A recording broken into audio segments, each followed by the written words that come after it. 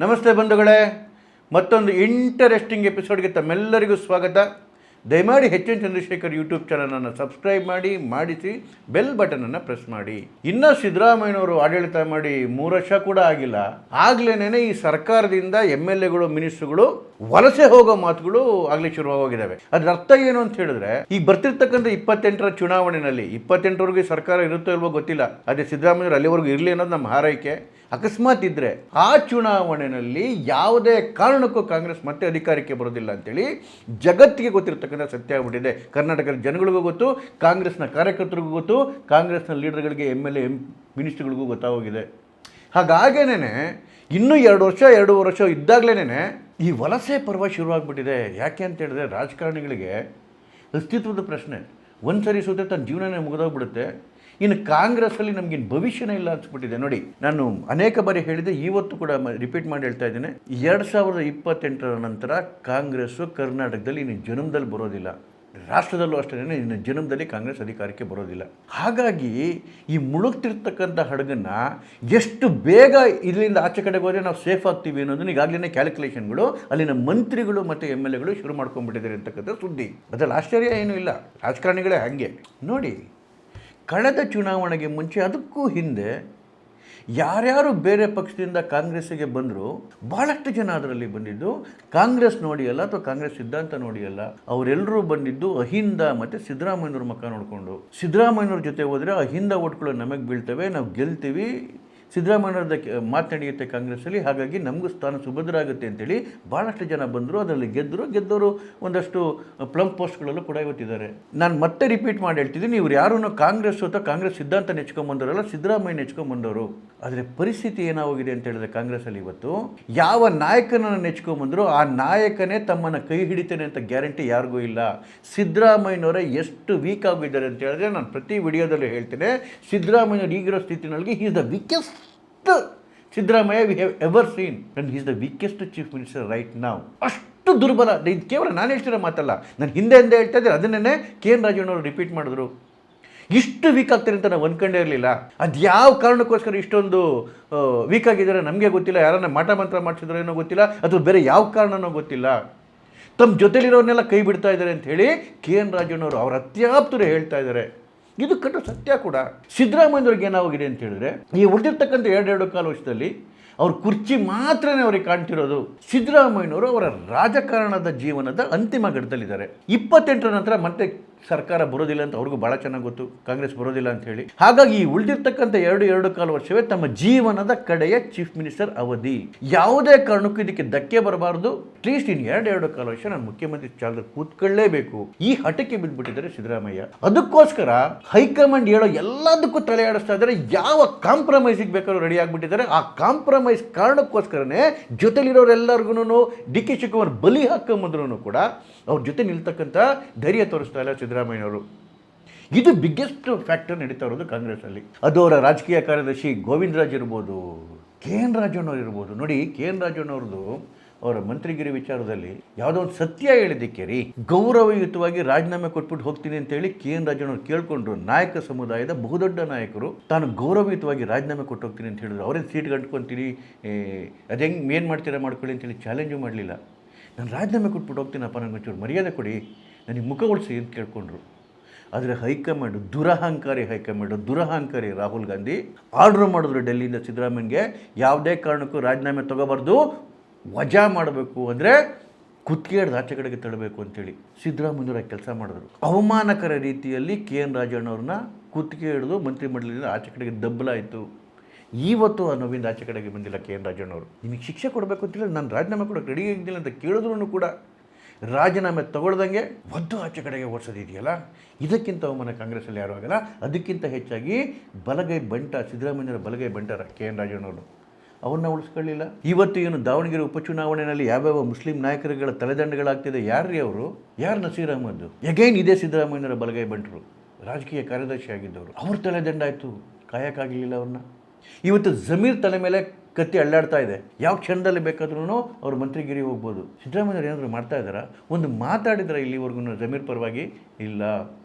ಹೋಗ್ಲಿ ಆ ಮುಸ್ಲಿಂ ಮುಖಂಡರ ಪರವಾಗಿ ಮಾತಾಡಿದಾರ, ಆ ಸಮುದಾಯದ ಪರವಾಗಿ ಮಾತಾಡಿದಾರ? ಇಲ್ಲ. ದಯಾನಂದ್ ಅಂತಹ ಇವರು ಅತ್ಯಾಪ್ತ ಆಫೀಸರ್ಗಳು ಅವರೂ ವಿನಾಕಾರಣ ಗೋಬೇಕು ಸಿಕ್ಕಿತ್ತಾಗಿದಾಗ ಅವಾಗಲೂ ಅವ್ರ ಜೊತೆಗೆ ನಿಲ್ಲಿಲ್ಲ ಸಿದ್ದರಾಮಯ್ಯನವರು.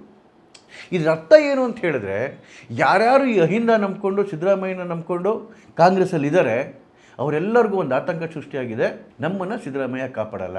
ಎರಡನೇ ಆತಂಕ ಏನು ಅಂತ ಹೇಳಿದ್ರೆ, ನೆಕ್ಸ್ಟು ಕಾಂಗ್ರೆಸ್ಸು ಅಧಿಕಾರಕ್ಕೆ ಬರಲ್ಲ. ಅಧಿಕಾರಕ್ಕೆ ಬರದೇ ಇದ್ದ ಮೇಲೆ ಅಲ್ಲಿ ಇದ್ಬಿಟ್ಟು ಏನು ಮಾಡಬೇಕು? ಹೋಗಲಿ, ಮುಂದೆ ಯಾವತ್ತಾರು ಅಧಿಕಾರಕ್ಕೆ ಬರುತ್ತಾ, ಮುಂದೆ ನನ್ನ ಫ್ಯೂಚರ್ ಇದೆಯಾ? ಇಡೀ ದೇಶದಲ್ಲಿ ಕಾಂಗ್ರೆಸ್ನ ಪರಿಸ್ಥಿತಿ ನೋಡಿದ್ರೆ ಯಾರಿಗೂ ಈ ಥರ ಅನ್ನಿಸ್ತಲೇ ಇಲ್ಲ.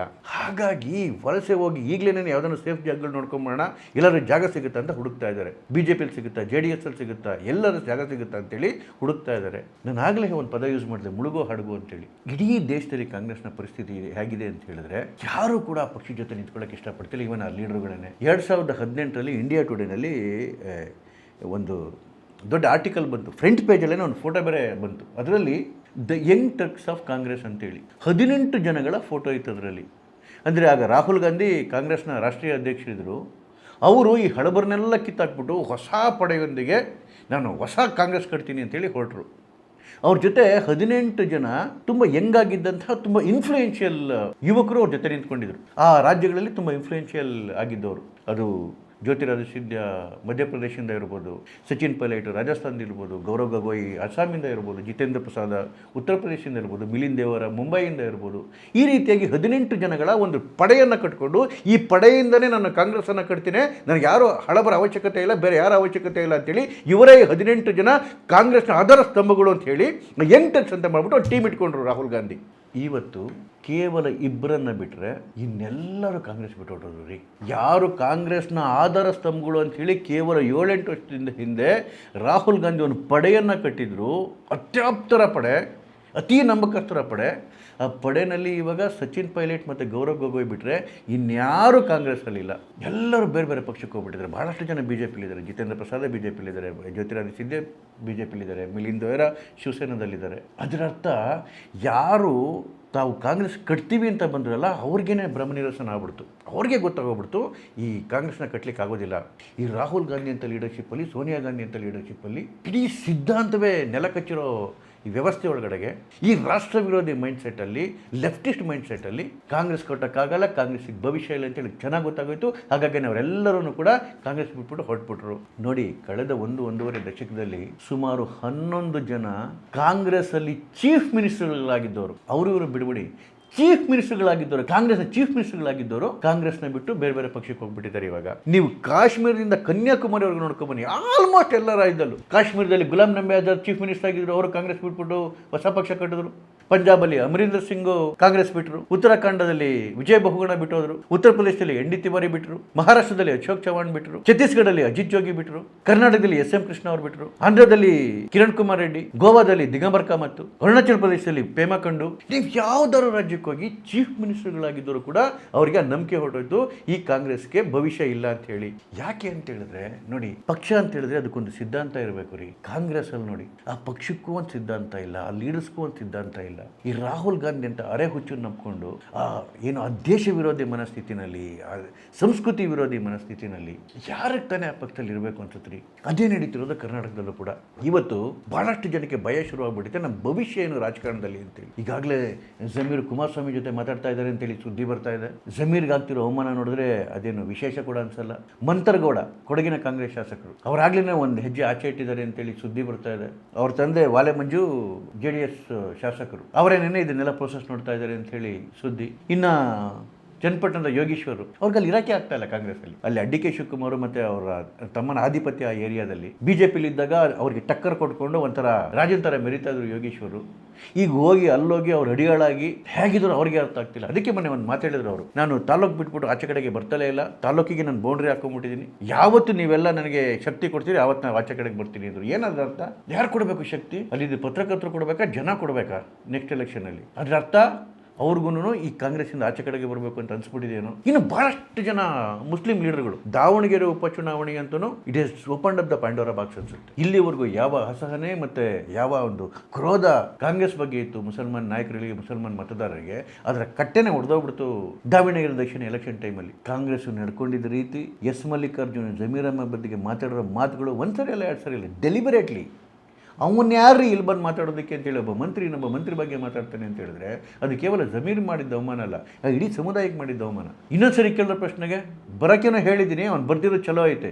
ಇದು ಎಸ್ ಮಲ್ಲಿಕಾರ್ಜುನ್ ಹೇಳಿದ ಮಾತು ಜಮೀರ್ ಅವ್ರ ಬಗ್ಗೆ. ಇನ್ನು ಚುನಾವಣೆಯಲ್ಲಿ ನಡ್ಸ್ಕೊಂಡಂಥ ರೀತಿ, ಚುನಾವಣೆ ಮುಗಿದ ಮೇಲೆ ಆ ಲೀಡರ್ಗಳನ್ನ ಒದ್ದು ಆಚೆ ಹಾಕಿದಂತಹ ರೀತಿ, ಇಡೀ ಅಲ್ಪಸಂಖ್ಯಾತ ಘಟಕವನ್ನೇ ವಿಸರ್ಜನೆ ಮಾಡಿಬಿಟ್ರು ಡಿ ಕೆ ಶಿವಕುಮಾರ್ ಅವರು. CM ಅವರ ರಾಜಕೀಯ ಕಾರ್ಯದರ್ಶಿಗಳ ರಾಜೀನಾಮೆನ ಒತ್ತಾಯ ಮಾಡಿ ಕೇಳಿ ತಗೊಂಡ್ರು, ಇಲ್ಲಾಂದ್ರೆ ಕಿತ್ತೆಸಿತೀವಿ ಅಂತ ಹೇಳಿ. ಅಲ್ಪಸಂಖ್ಯಾತ ಘಟಕದ ಅಧ್ಯಕ್ಷ ಸ್ಥಾನವನ್ನು ಕೂಡ ಒದ್ದು ಆಚೆಗೆ ಹಾಕಲಾಯಿತು. ಇದು ಇವತ್ತು ಕಾಂಗ್ರೆಸ್ ಇರ್ತಕ್ಕಂಥ ಪರಿಸ್ಥಿತಿ. ಇನ್ನು ಸಾಗರದ ಬೇಳೂರು ಗೋಪಾಲಕೃಷ್ಣ ನೋಡಿ, ಈಗಾಗಲೇ ಯಾರ್ಯಾರು ವಲಸೆ ಬಂದಿದ್ರು ಬೇರೆ ಬೇರೆ ಪಕ್ಷದಿಂದ ಕಾಂಗ್ರೆಸ್ಗೆ, ಒಂದು ದೊಡ್ಡ ಪ್ರಮಾಣದಲ್ಲಿ ಗೆದ್ದು ಬಂದಿದ್ದಾರೆ.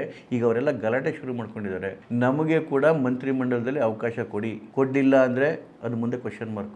ನಾವು ಬಂದಿರೋದಕ್ಕೆ ನಿಮ್ಗೆ ಇಷ್ಟೊಂದು ಶಕ್ತಿ ಬಂದಿದ್ದು, ನಿಮ್ಗೆ ಅಧಿಕಾರ ಸಿಕ್ಕಿದ್ದು, ನಮಗೆ ಈ ಬಾರಿ ಮಂತ್ರಿಮಂಡಲದ ಅವಕಾಶ ಕೊಡಲೇಬೇಕು ಅಂತೇಳಿ ವಲಸಿಗರು ಗಲಾಟೆ ಶುರು ಮಾಡಿದ್ದಾರೆ. First time MLA ಗಳಾಗಿರೋರು. ಅದು ಈ ರಾಮನಗರದ ಇಕ್ಬಾಲ್ ಹುಸೇನ್ ಇರ್ಬೋದು, ಬಸವರಾಜ್ ಶಿವಗಂಗಾ ಇರ್ಬೋದು, ಚನ್ನಗಿರಿ ಅವರು, ನಯನಾ ಮೋಟಮ್ಮ ಇರ್ಬೋದು, ಮುಡಿಗಿರಿ ಅವರು, ಈ ಫಸ್ಟ್ ಟೈಮ್ MLA ಗಳು ಕೂಡ ಗಲಾಟೆ ಮಾಡಿ ಈಗಾಗಲೇ ಪತ್ರ ಬರೆದಿದ್ದಾರೆ ಮೇಲಕ್ಕೆ, ನಮಗೂ ಕೂಡ ಮಂತ್ರಿಮಂಡಲದಲ್ಲಿ ಅವಕಾಶ ಕೊಡಿ ಅಂತೇಳಿ. ಇನ್ನು MLCಗಳು ಅವರು ಕೂಡ ಶುರು ಹಚ್ಕೊಂಡಿದ್ದಾರೆ, ಅವರು ಕೂಡ ಪತ್ರ ಬರೆದವ್ರೆ, ನಮಗೂ ಅವಕಾಶ ಕೊಡಿ ಅಂತೇಳಿ. ಯಾಕೆ ಈ ಮಟ್ಟದ ಹಪಾಹಪಿ, ಈ ಮಟ್ಟದ ಒಂದು ಅಸಹನೀಯತೆ ಕಾಂಗ್ರೆಸ್ನ ಎಲ್ಲ ವರ್ಗದ MLAಗಳಲ್ಲಿ ಶುರುವಾಗಿದೆ ಅಂತ ಹೇಳಿದ್ರೆ ಅವರೆಲ್ಲರಿಗೂ ಚೆನ್ನಾಗಿ ಗೊತ್ತು, ಇನ್ನು ಕೆಲವೇ ವರ್ಷನೇ ಈ ಸರ್ಕಾರದ ಆಯಸ್ಸು, ಕಾಂಗ್ರೆಸ್ ಪಕ್ಷದ ಆಯಸ್ಸು ಕರ್ನಾಟಕದಲ್ಲಿ ಅಂತೇಳಿ. ಹಾಗಾಗಿ ಸಿಕ್ಕಿರೋ ಚಾನ್ಸನ್ನು ಚೆನ್ನಾಗಿ ಮಜಾ ಮಾಡೋಣ ಅಂತೇಳಿ ಎಲ್ಲರೂ ಪಟ್ಟಿ ಹಿಡ್ಕೊಂಡು ಕೂತ್ಕೊಂಡ್ಬಿಟ್ಟವ್ರೆ. ಸಿದ್ದರಾಮಯ್ಯವ್ರಿಗೆ ಅದೇ ತಲೆನೋವಾಗಿರೋದು. ಸಂಪುಟ ಪುನರಾಚನೆ ಏನು ಮಾಡ್ತಾರೆ ರೀ, ಒಬ್ಬೊಬ್ಬರು ಕತ್ತಿ ಹಿಡ್ಕೊಂಡು ನಡೆಯಾಗ್ಬಿಟ್ಟವ್ರೆ. ಜೊತೆಗೆ ಎಲ್ಲರಿಗೂ ಭವಿಷ್ಯದ ಭಯ ಶುರುವಾಗ್ಬಿಟ್ಟಿದೆ. ಒಂದು ಕಡೆಗೆ ಸಿದ್ದರಾಮಯ್ಯ ಕಾಯ್ತಾ ಇಲ್ಲ ನಮ್ಮನ್ನು, ಮತ್ತೊಂದು ಕಡೆಗೆ ಡಿ ಕೆ ಶಿವಕುಮಾರ್ ಯಥಾ ರೀತಿ ದ್ವೇಷದ ರಾಜಕಾರಣ. ಈಗ ಬೇರೆ CM ಸೀಟ್ ಸಿಗಲ್ಲ ಅಂತ ಗೊತ್ತಾಗೋಗ್ಬಿಡ್ತು. ಇನ್ನು ತಲೆ ಬೇರೆ ಕೆಟ್ಟೋಗಿದೆ. ಈಗ ಇನ್ನು ಯಾವ ಮಟ್ಟಕ್ಕೆ ಇಳಿತಾರೋ ಗೊತ್ತಿಲ್ಲ. ಈಗ ಹೆಂಗಿದೆ ಪರಿಸ್ಥಿತಿ ಅಂತ ಹೇಳಿದ್ರೆ, ತಾನು ಮುಳುಗಿದ್ರೂ ಪರವಾಗಿಲ್ಲ, ಎಲ್ಲರನ್ನೂ ಸೇರಿಸ್ಕೊಂಡು ಮುಳುಗ್ಬಿಡ್ತೀನಿ ಅನ್ನೋದು ಎದ್ದು ಕಾಣ್ತಾ ಇದೆ ಭಾಳ ಜನಗಳಲ್ಲಿ. ಈ ರಂಗ್ ಬಿರಂಗಿ ಆಟಕ್ಕೆ ಕೆಲವೇ ದಿನಗಳಲ್ಲಿ ತೆರೆ ಬೀಳಲಿದೆ. ನೋಡೋಣ. ನಮಸ್ಕಾರ.